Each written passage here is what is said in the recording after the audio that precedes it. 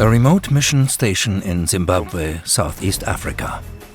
It is 40 degrees Celsius in the savannah.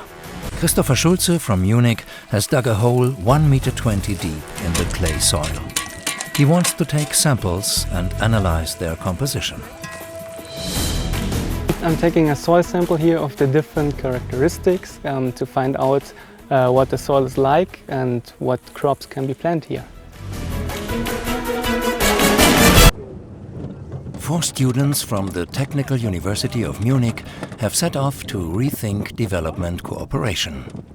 Together with local students and people, they come up with innovative solutions for the use of renewable energy, water and agriculture in development countries. To do so, they first have to obtain information. How much energy and water do the people actually need? When and what for? What do they cultivate? What do they like eating? And how much money can they spend for food? For this purpose, the students have drawn up a questionnaire with 70 questions to ask 183 inhabitants of this rural, very poor area. After the lessons I've learned is that we need to help these people to fight the effect of this climate change. And we're conducting a questionnaire to understand, to get insights into the daily life challenges which people face related to electrification, water shortages and environmental problems. Michael Meyer is studying mechanical engineering. He is fascinated by the wind, which blows continually from the Indian Ocean over the land. A huge potential for many regions in Africa.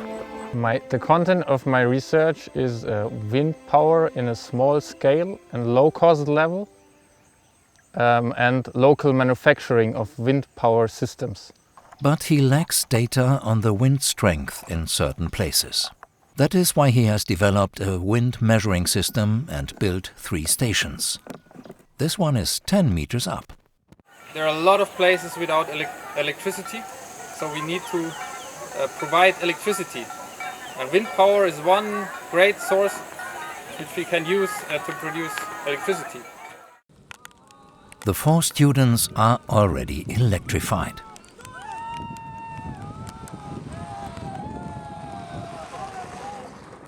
This new joint venture was developed at the Technical University of Munich. Professor Thomas Hamacher holds the chair for renewable and sustainable energy systems.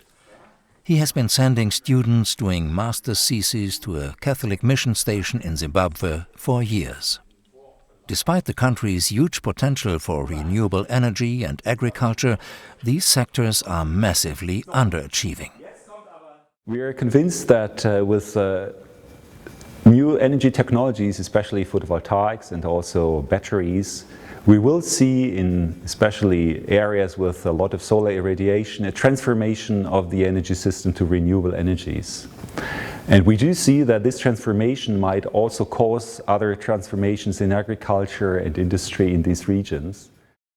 But it is not done with technology alone.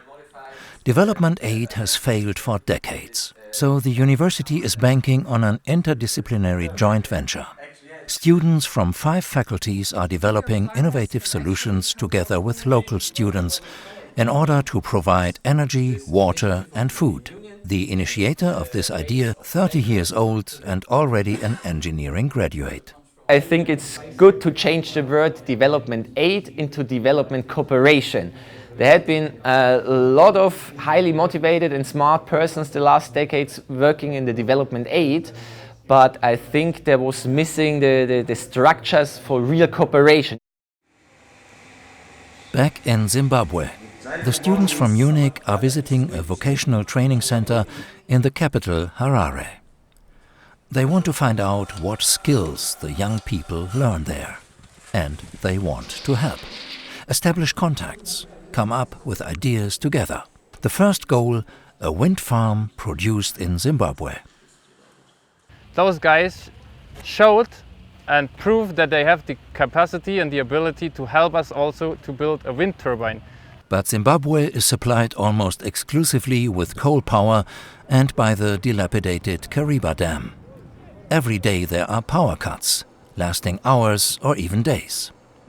There is a lot of sun here in the southern Africa, which we need to embrace, and there's a lot of solar potential we need to embrace. That's why I came into this project, to this cooperation, to learn more about the renewable energy technologies. Climate change will hit Africa harder than many other parts of the Earth.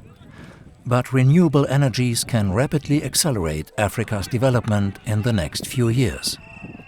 A huge opportunity for this continent and for its young generation. It is them who have to be inspired. The High School of Banket, a market town on the trunk road to Zambia. The students from Munich give lessons in renewable energy. First of all, I see understanding among the students. I see interest, they ask very curious questions. And what really matters, I see already existing knowledge. So they are aware of climate change and they are ready to start changing this. Renewable energies can trigger off totally different processes of change. They function in small structures and do not need the overstretched states in many places in Africa. Most of the established energy technologies cannot be built and constructed and operated under bad governance. But the new technologies we're talking about here are very small and might be implemented even without having these governance structures at a whole in the country, but they only need to have a certain area where they can be implemented. And our big wish is that with the help of this technology, also maybe the governance can on the long term be improved. Back in Banket High School, the school choir has stepped up to set up the wind measuring system. They proudly pull together. Then it's up and is already supplying data on the wind at precisely this place. The wind of change.